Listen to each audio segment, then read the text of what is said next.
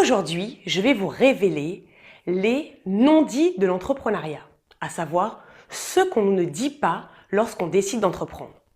Vous êtes prêts? Alors découvrez avec moi les 5 choses qu'on ne nous dit pas sur les entrepreneurs.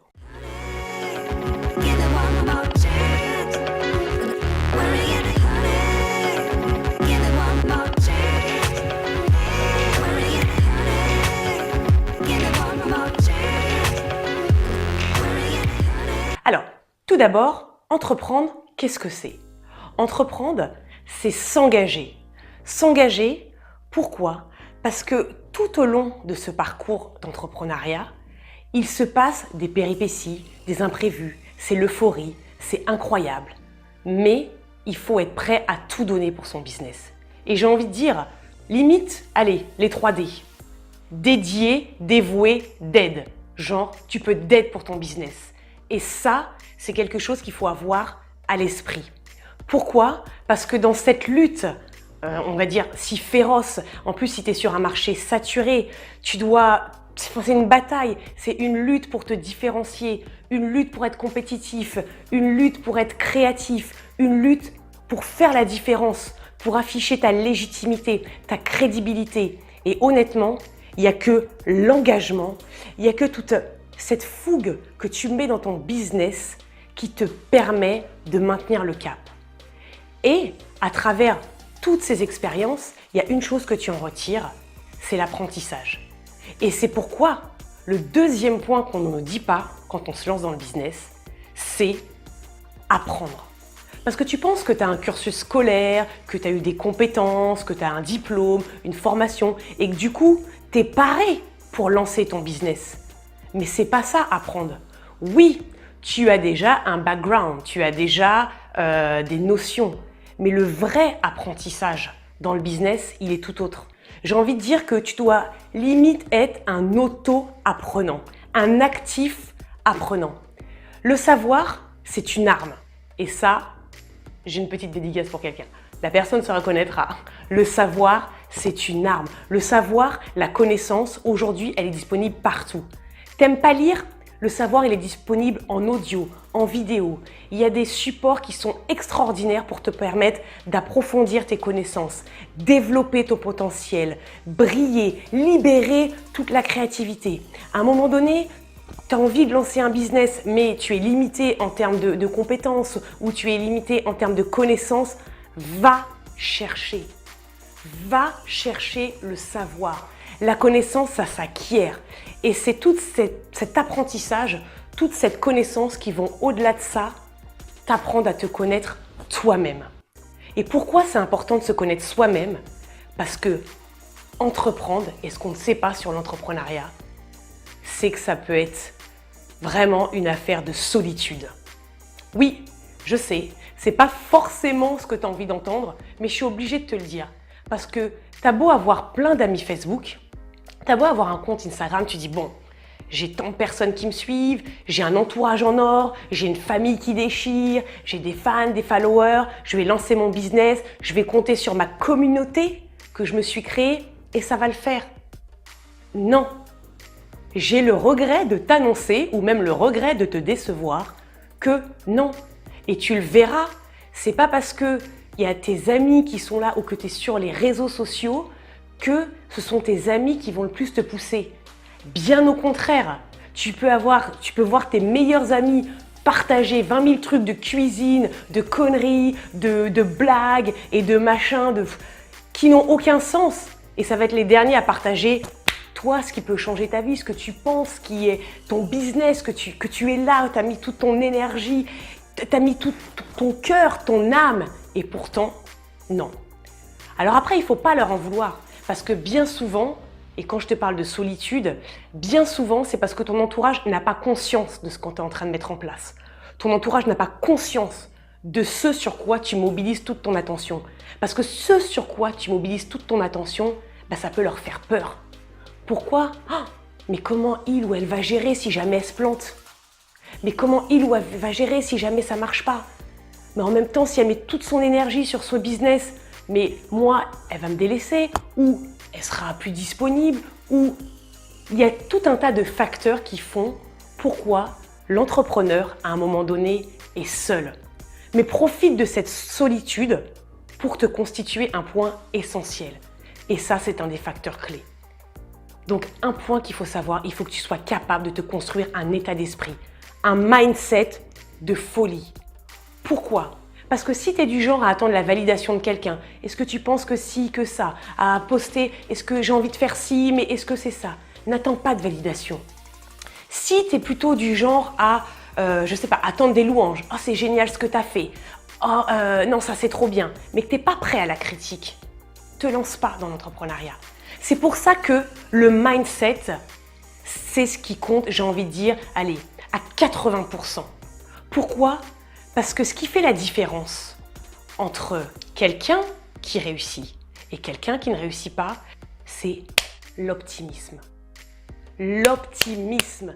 Ton mindset, tu dois te conditionner à être toujours positif. Quoi qu'il arrive, l'entrepreneuriat, ce n'est pas un long fleuve tranquille. On l'a vu précédemment, l'engagement, l'apprentissage, la solitude. Si tu ne te constitues pas un état d'esprit de guerrier, de gagnant, c'est déjà perdu d'avance.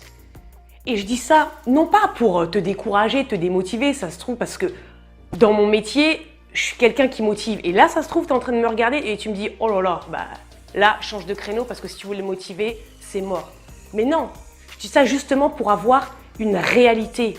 Parce que quand je me suis lancée dans l'entrepreneuriat, tout ce que je savais, c'était les nuits courtes, le RSI, parce que je me suis lancée en France, et à la limite, si tu sors du lot, la levée de fonds.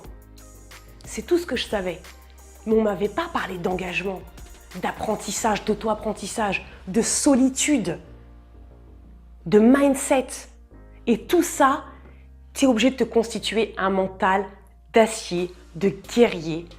Tu dois être optimiste, avoir une pensée positive, parce que c'est ça qui va te tenir vers le dernier point, qui est ta vision.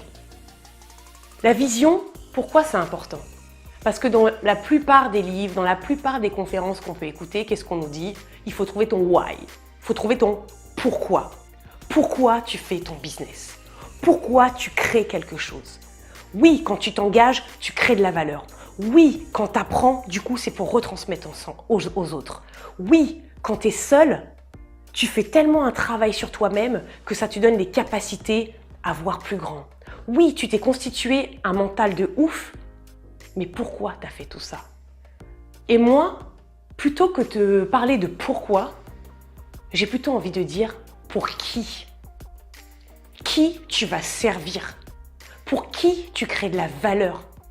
Pour qui tu t'es dépassé à tel point de passer des heures à lire des livres, à faire des formations, à écouter des podcasts, à même quand tu fais la cuisine pour tes gamins ou quand tu vas faire du sport pour entretenir ton corps, tu as tes écouteurs ou tu as ton PC qui joue un truc qui va te donner la niaque d'aller plus loin.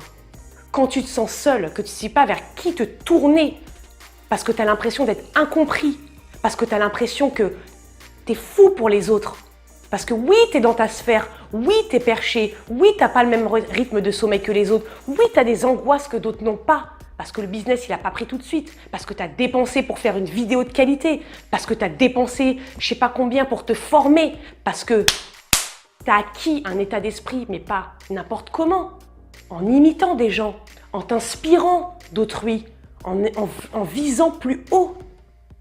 Pour qui tu fais ça ? Si ce n'est pas pour servir les gens qui ont besoin de vivre ça, de connaître ça.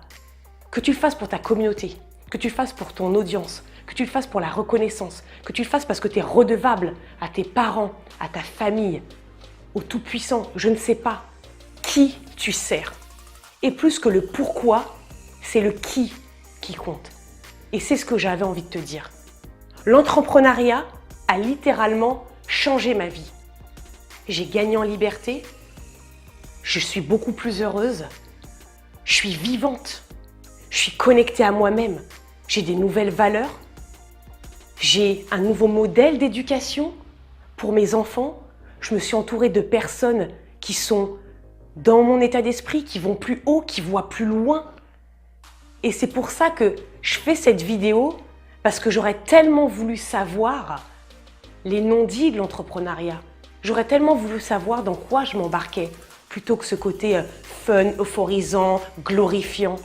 Mais il y a tout un côté tapis, une face cachée de l'iceberg qu'on ne nous dit pas quand on se lance dans l'entrepreneuriat. En conclusion, l'entrepreneuriat n'est pas fait pour tout le monde. Par contre, l'entrepreneuriat est fait pour toi si tu es prêt à 1. T'engager, à 2. Apprendre encore et encore, à 3. Lutter contre la solitude, composer, dealer avec, 4. Si tu es prêt à te constituer un mindset de gagnant, positif, optimiste pour que rien ne t'arrête, et 5. Définitivement, l'entrepreneuriat est fait pour toi si, au-delà d'un pourquoi, tu as une vision, tu as un pour qui tu veux aller de l'avant et qui tu veux servir. Alors, si cette vidéo t'a plu, je suis ravie de t'avoir accueilli sur MeTV, la chaîne YouTube. Donc, n'hésite pas à t'abonner, voire même à activer la cloche pour pouvoir recevoir toutes les notifications et être au courant dès que je sors des nouveaux contenus.